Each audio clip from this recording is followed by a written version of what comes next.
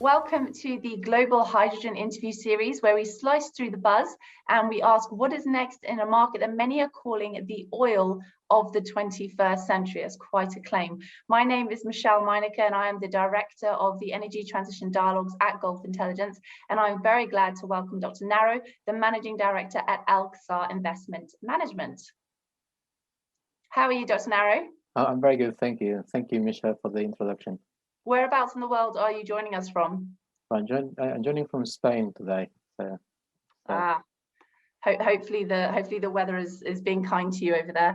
So let's get started on a bit of a money question, as it seems to be what makes the world go round.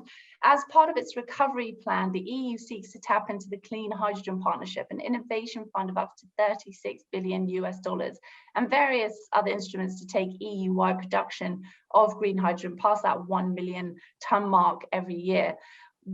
There are going to be many, so if you're able to zoom into a couple, what would you say are the main challenges in achieving this production target in what is really an embryonic market on this level of scale? Well, as you pointed out, there are several challenges that need to be overcome to pass the tipping point. But one very important challenge is the need to reach a critical mass of investment. So if we look between now and 2030, we're looking at around 500 billion euros that will need to be invested into the hydrogen ecosystem. And that includes, for example, investment in electrolyzers that should range between 25 and 50 billion euros. There will be a requirement to invest in solar and wind energy production capacity, about 100 gigawatts, that would cost an investment around between 230 and 350 billion euros as well. Also, we do have an infrastructure of that might need to be retrofitted with carbon capture and storage, and that would cost around 11 billion euros as well. And let's not forget that we need hydrogen transport and distribution and storage, and I would estimate that to be around another 65, 70 billion euros as well. So altogether, to reach that critical mass, which I think is one of the challenges on right now. And that's 65 billion euros as well, because transport is definitely a financial sticking point in the growth of this market. And all those figures you've just touched on are huge numbers, and these are in a post-COVID recovery environments. And at the same time, as financiers are dealing with demands for other areas of the energy transition as well, amid lower oil prices than we're used to over an elongated period. So there are quite a lot of pressure points coming in at the same time. That is right, and this is why it is very important that the governments put together the right framework and the right enabling solutions for the incentives and also for the investors to come together. But it is right now with the pandemic and with the what has come to light is the urgency to invest in whether it's new technologies or whatever these are, but in the energy transition, it is right now a priority, and it's a priority more today than it was 2 years ago. So from that perspective, I think it is it's even a catalyst for the hydrogen in the current situation. So because I think there's more consensus, there's more willingness to tackle climate change today and to invest into our future through these mechanisms that there was a few years ago. So I think not all is bad right now with the pandemic. It has made us, I think, realize that one way to get out and invest is to do that through new technologies. And, indeed, there may be this huge silver lining that wasn't expected, because of course the last financial crisis there was very much a retreat away from the climate conversation and investing in such technologies, and a lot of plans just didn't quite come off. And this financial crisis, obviously triggered by COVID-19, though some did anticipate financial strife in the early 2020s anyway with some of the major agencies, this one has been completely the opposite, and it seems very much that people have had a taste of what global instability looks like in this generation, and they do not like it, and certainly don't want those threats of what climate change, unmitigated climate change up ahead is going to look like. You just touched then as well on the momentum and how critical that is to scaling up this market. And the European Commission is targeting a production cost for green hydrogen by 2030 of about €2 per kilo, compared with cost estimates today at about 4.5 to 6. So this is a huge difference, and this compares to the production of cost for grey hydrogen today, which is about 1.5 per kilo euros. How can the production drop so steeply between now and 2030? Now we know it's possible. We're seeing it with other renewable markets and other climate-related technologies. So we know that it can be done. But how do you see that playing out? Well, there are several ways that you can reduce the cost of producing hydrogen, but you also have to bear in mind that what you are trying to achieve is obviously reducing the cost is very important, but it's also to level the cost across all the different technologies. Let's talk about reducing costs first, and then we can talk about what leveling means. But to understand how to reduce cost, you need to understand the different technologies. But one very important thing to be able to reduce costs is to be able to have harmonized standards, to have price discovery, and to have transparency. And for that, there has to be an effort, again, from the regulator, from the policymakers, to facilitate that price discovery. Like it happens in other commodities, if you know the prices, the contractual prices through exchanges, etc., you know, this commoditization of these commodities, and hydrogen should be one of them, will facilitate the cost reduction. So if you know what is happening, you're more likely to be competitive, and competition makes prices in terms of price reduction. That's a generic policy terms, but also very important.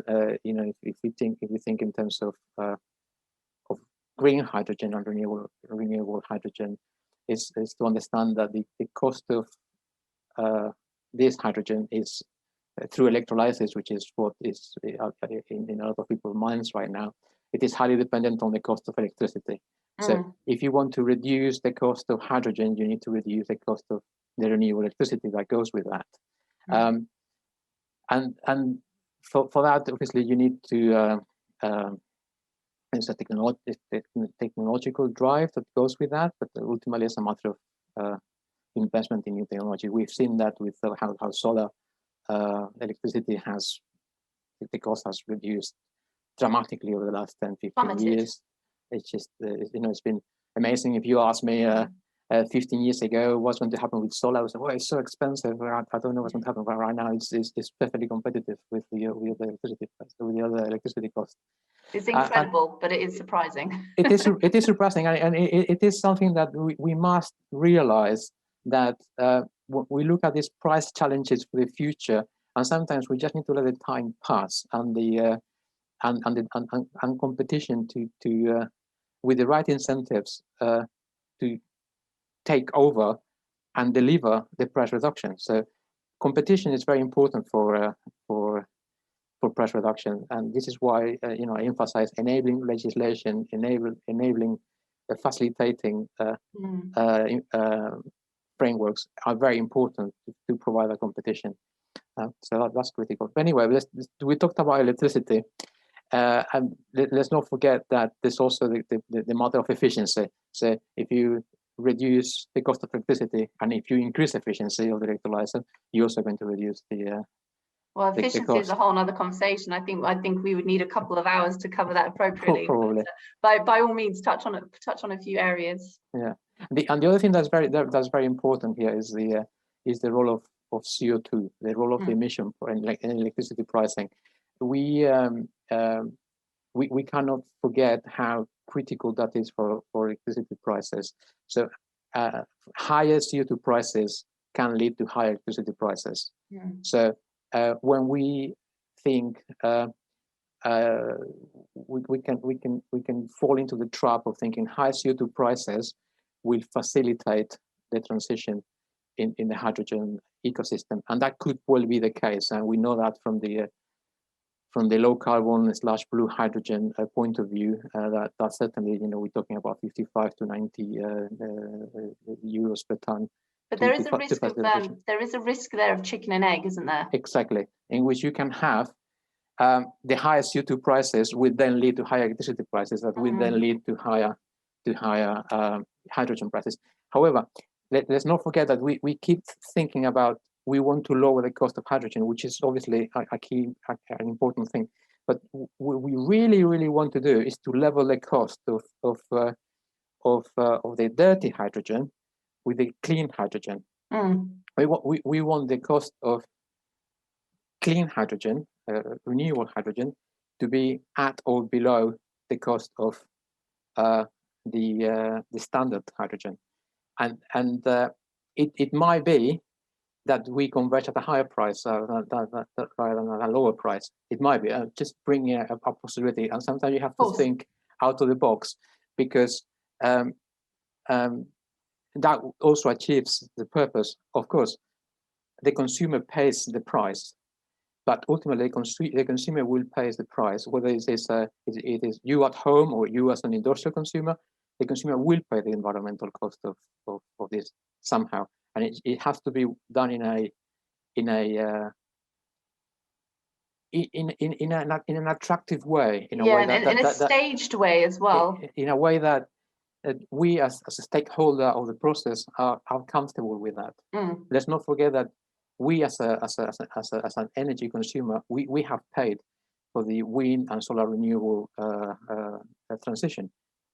Every time you turn on the light, you pay a little bit towards the improvement of the environment with solar and wind energy. Every time you do that, so it might be that in the hydrogen ecosystem, we follow a similar path. What has worked in the past with these other structures is likely to work in the future with hydrogen as well. Well, I mean, of course, reinventing the wheel. Firstly, there's just simply not time for it with the 2050 goals. There's no money for it either. And it certainly makes sense to build on the templates that we have tried and tested and are proven. They work, as you say. Quite a lot of progress is being made, around $80 billion. We just switched to dollars now, over from euros, of hydrogen projects are already in the mature stage as of January 2021. Now that sounds like a very, very impressive figure. 80 billion, wow, that's amazing. Number one, compared to some of those figures you pointed out at the beginning of our interview, it's not dwarfed, but it's certainly not as initially awesome as it seems. But secondly, considering the level of growth that's needed going forward as well, beyond those figures you were mentioning were region specific, and we're talking as well on a more global basis, that number as well needs to be looked at in that light. So this is what the Hydrogen Council is saying, with the $80 billion of hydrogen projects that are already mature. Do you believe, because we hear quite a lot still, that the financial sector sees green hydrogen as a high-risk investment? The level of confidence is still just not quite there. So if they have a choice, they'll head towards solar and wind secondly, but solar seems to very much be the favorite child still. What do you think needs to be done to gain investors' trust in green hydrogen?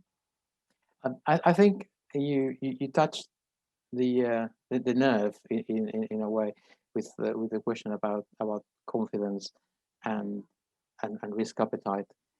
And I think the important thing, if you look at what happened with wind and solar, is that they put together, governments put together a very powerful enabling legislation. They harmonized, they standardized. It was hard to argue with. It was clear. It was clear what happens to your investment. The incentives were designed so they would they will in time converge towards market. So from the design perspective, it was a great success, and I think investors in the hydrogen, in the green hydrogen, or in the low carbon hydrogen, want to see that as well. That is not to say that there are not opportunities outside of that, but it is, I would say as an investor, what would I want? I would want some certainty, or certainty. But I think that is coming as we approach the summer. We are expecting in Europe, at least, we're expecting some standards to be developed, and there's a lot of conversation around how that's going to develop. And I think past the summer, in the autumn, we'll have a lot more information, and the investors will be a lot more comfortable. So you would expect to see increased confidence really going into Q4 of this year, next year? Do you think next year we'll see financial entities being far more comfortable with the concept of green hydrogen, and we could see investments start to really pick up? I think so. I think as soon as every time the European Commission here in Europe they put together or they develop the framework that little bit more, you are more likely to have the comfort from investors. Investors want that visibility into how the cash flow effectively is going to pan up in the future. And that said, there are things that can be done with the information that you have. It's a matter of probability. You can build scenarios around policy outcomes, around the price of feedstock, for example.